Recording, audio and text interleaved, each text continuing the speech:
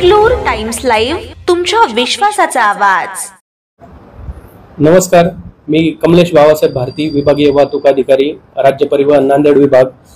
दरवर्षी सालाबाद प्रमाणे या वर्षी देखील आषाढी पंढरपूर यात्रा 2 जुलै 2025 ते 13 जुलै 2025 या दरम्यान भरणार आहे। आषाढीचा मुख्य दिवस एकादशीचा 6 जुलै 2025 वार रविवार आहे। तरी नांदेड विभागामार्फत आपण 250 बसेसचं नियोजन करण्यात आलेले आहे।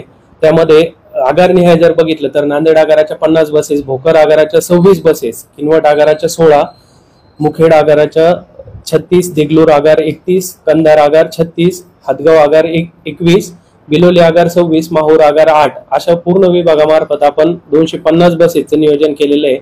त्या व्यतिरिक्त माझ्या सर्व प्रवाशांना किंवा वारकरी बांधवांना असं आवाहन राहील की जर एखाद्या गावामध्ये, खेडेगावामध्ये जर 40 ते 45 प्रवाशांचा जर गट तयार असेल तर त्या गावामध्ये बसेस पाठवण्याचे सुद्धा आम्ही आगार व्यवस्थापक यांना निर्देश दिलेले आहेत।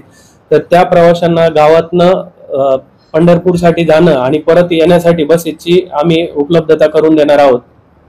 वारकऱ्यांना काय आव्हान?